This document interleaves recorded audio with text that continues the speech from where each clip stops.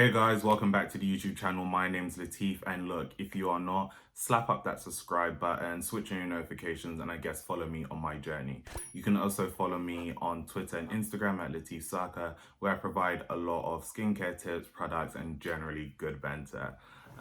Which some people may find debatable. But anyway, look, I really wanted to make this video because essentially a week or two ago, I tweeted that retinol belongs in the bin and I got massively dragged. I have never been dragged like this before, and I thought it would be a really good experience for me to actually explain my, a really good opportunity to explain my experience with retinol.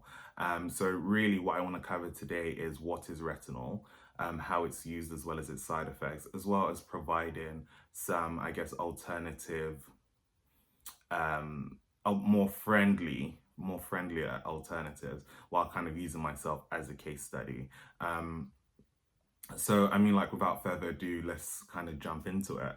So, retinol is actually a specific type of retinoid, which I think is really important. And I think that if you're not familiar with skincare, it's really important for you to be able to make that distinction, because often a lot of skincare brands use them interchangeably, which makes things way more confusing than they actually need to be. So, I think, get your hat on and realize the kind of difference between the two.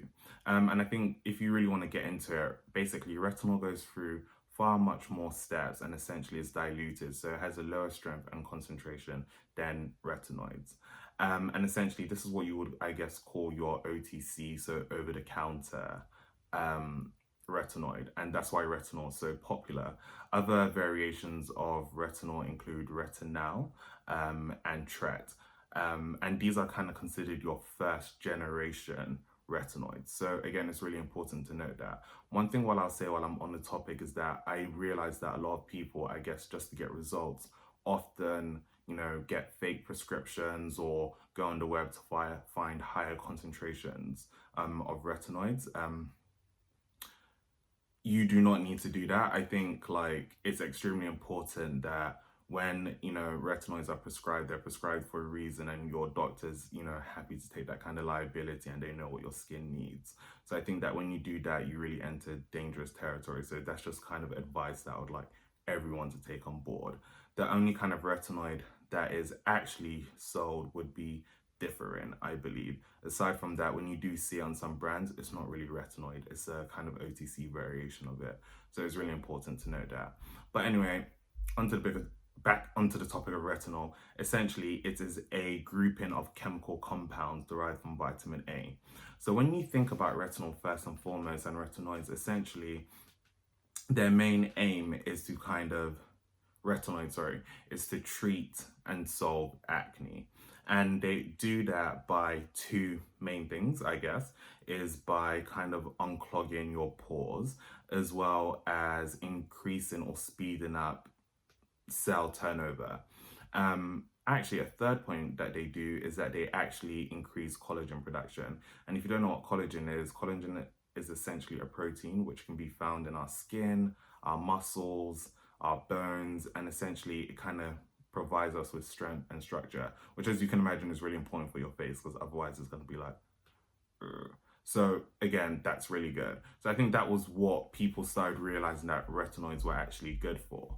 Somewhere along the line, you start to see that people realize that, hey, this actually has far much more benefits. And, you start to see that people realize that it's good for aging, dealing with fine lines, wrinkles, and to a lesser extent, but still quite powerful, hyperpigmentation and evening out your skin.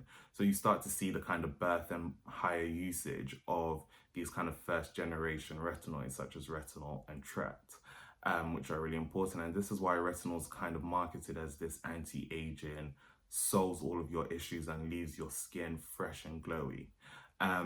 So I guess high level, that's what it is in terms of how you use and what you should expect.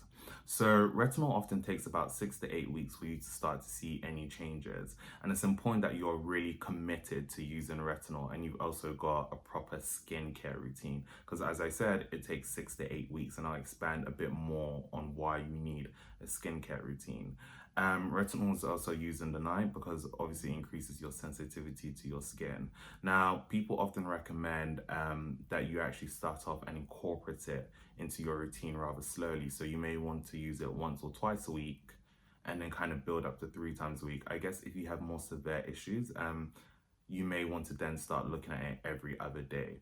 I would recommend starting off on an extremely low strength because, again, despite it being retinol and being of a lower concentration, I guess, in comparison to retinoids, it's still pretty strong on the skin. So I would recommend, especially if you have easily irritated or sensitive skin, starting off at a 0.2%. And I guess if you feel like your skin's a bit strong, then the 0.5%. I would actually say that if your skin gets easily irritated or it's sensitive, while there are ways to manage it, I would actually say, hey, use the kind of more natural alternatives, which I will talk about later. So, despite what skin you have, and I've mentioned this, you need a really strong skincare routine. So some of the side effects of retinol you can expect is dryness, redness, and an increased sensitivity to the sun. So for me, I think that all of these things should really be jam-packed in your already routine. But if not, what you need to start thinking about is actually including an SPF, hyaluronic acid, vitamin C, and ceramides. And essentially, while they should be part of your routine anyway, they help counteract these issues. So for example, dryness, hyaluronic acid, SPF, increased sensitivity to your skin. And what I will go on a limb and say is that, especially if you're a darker skin tone and you're trying to solve issues with dark spots and hyperpigmentation, this is not the time to not be using SPF. So I'm going to bang on and on about that one, right? And while I said stay away if you have easily sensitive and irritated skin, because I didn't listen to this, and I'm a believer of those who don't listen will feel, and that's what I done. But one thing you can do to kind of alleviate the, I guess, irritation which may happen is that retinol is supposed to be used at the night in the night after cleansing your skin. What some people do, and what's highly recommended, is actually after you cleanse your skin, put on your moisturizer first, wait about 10 minutes, then apply your retinol, another 10 minutes, then apply moisturizer again. And this is essentially to try and dilute its effect. So, I mean, it seems a bit pointless to me. I would stay away altogether, but I'm just going to give you that advice and you can make an informed decision about that. As well, what you really want to do is kind of stay away from your AHAs and BHAs as much as possible. Again, these kind of, I don't want to say they do a similar job, but what you do run into the risk of is like essentially overtaxing your skin and over exfoliating. So you really need to be extremely intentional when thinking about what you are putting on your skin during that period. Now, one thing that you should really expect is the purge. Everyone knows about the Retinol Purge and you need to get ready for it. And this is what I'm talking about, commitment. So essentially, due to the accelerated turnover and unclogging of your pores, what you may find for a certain period is that, and this happens to 90% of the people, 90% of the people that use retinol, is that you go through a period of more blackheads and just breakouts. And this is often referred to as the retinol uglies, like it's a process. Now, the thing about this is that there is no length of time that it may happen to you because everyone's skin's different and everyone is, we're different. I know some people that it's happened to for 4 weeks and their skin has just been like, wow, amazing. Some people it's been 2 months, some people on the longer end, 3 months. But essentially you really need to stay committed. And often what they recommend is that after 3 months, if you're not seeing any changes, then stop using it or consult your dermatologist. It can also be an issue of the exact product you're using, so bear that in mind. There are also other factors that could, cause the breakout. So like I mentioned, not building up your skincare routine, using other products such as BHAs and AHAs with retinol, which can lead to over exfoliating, as well as physical exfoliating as well, and ones that we often tend to ignore, so stress, lifestyle, diet. So again, do bear that in mind. And I think this is specifically where I had my issue of retinol. So the first time I used retinol, I used the ordinary 0.2 solution. And you know what? I was like, yeah, I'm going to use retinol. All my friends are using it. It has all these amazing results. So I used it for about 3 months. Of course, I expected a purge. I had built up my skincare routine. So I was doing everything that I was supposed to do. It was 3 months, I was still purging. It actually led to scarring. And I actually then went and spoke to my dermatologist, who said I should not be using this and it's just not, good for my skin. So I actually stopped using it. And this was about 2018, so roughly about 2 years ago now. Then last year I decided to use a different product, and I think this was the Renga Clam, I think is pronounced. I'll put it up anyway. From where was it from? I think Face Theory. Yeah, and it's basically a retinol and vitamin C serum, which also has hyaluronic acid. So it's kind of formulated to kind of help you with the issues such as, dryness, redness, peeling. Now, this one, it was slightly better, but again, I still didn't get that effect after 3 months, and it actually led to me developing a cyst, which my dermatologist was not happy about because she has said to me, hey, mate, this isn't for you, this isn't for your skin. So kind of back off. So that was my kind of experience with it. So generally, like I said before, those who do not listen will feel, and I felt it. So now me and retinol can never work. But what's really important, and that's why I wanted to give you guys that perspective, is that retinol works amazing for some people if you know how to use it, and that's why I give examples of what you should be doing, but it's not for everyone. So if you do find out retinol doesn't, hit up your skin or do the wonders that you expect, that's fine. It's not a catch-22. Some people are going to be left out. However, what I will say is that there are some amazing alternatives to retinol. So the first amazing alternative is Bakuchiol, which I hope I pronounced correctly because I always mess it up. And this is essentially considered, I guess, the best and the leading natural alternative to retinol. And what's actually been shown is that it provides the same results. So essentially, it does ensure kind of anti-aging and cell turnover at the same rate as retinol.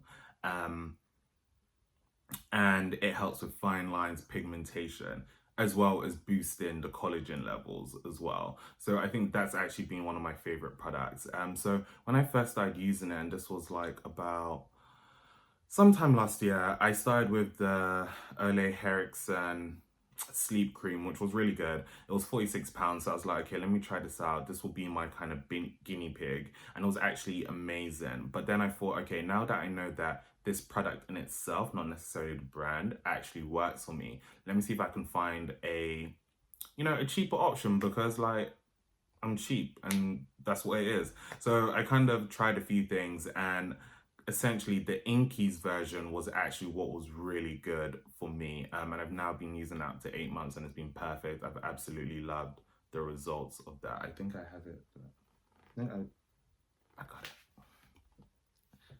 Boom! And that's actually been really good. So I've absolutely enjoyed it. I've loved it. It's kind of like a cream factor. I'll actually show you guys. Oh god, it's kind of running out. So I actually need to buy. If anyone wants to sponsor me and buy me kind of like a new one, let me know, because the economy is tough, Corona and all of that. But yeah, it's kind of like that.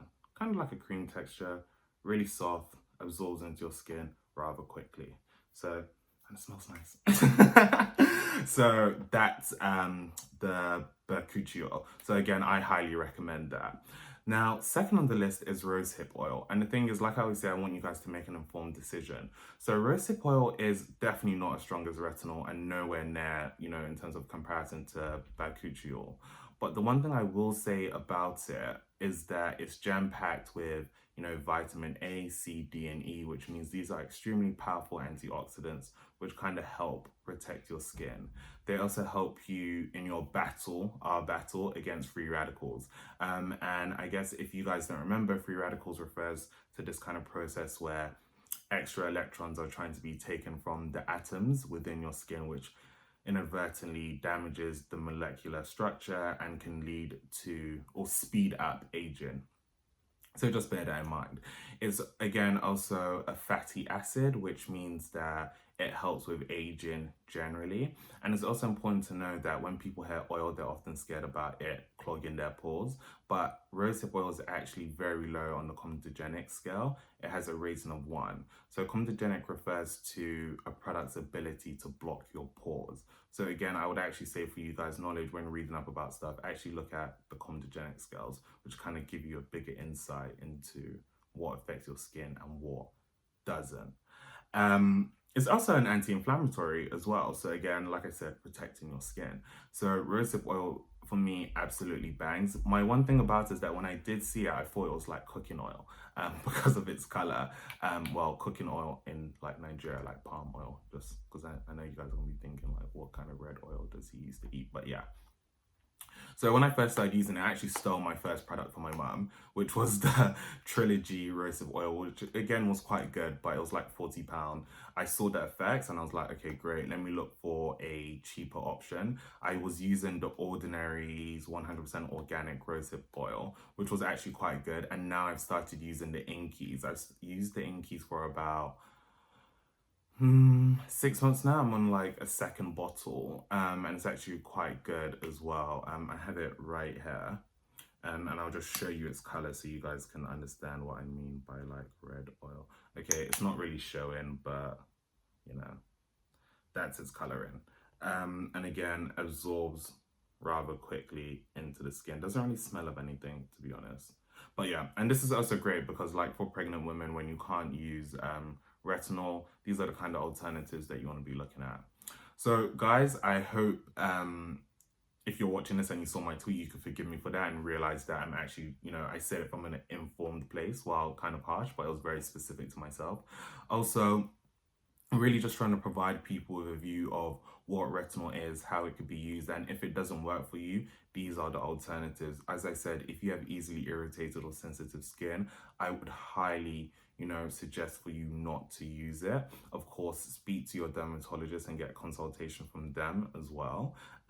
But it's sometimes just really not worth it. And again, the one thing about retinol is that it's a bit like a trial and error process. You have to go through that 3-month period of seeing if it actually works to know if it works, in which, you know, some of the damage could be, you know, irreversible. So it took me quite a long time to actually get rid of my scars that was caused from this. So again, look, just making sure that you guys have this kind of informed knowledge. Again, if you are not, please hit subscribe, switch on your notifications, check me out, leave a comment, tell me I'm great, make my day feel good. But yeah, and you know what, enjoy the rest of your day and I hope you found this helpful.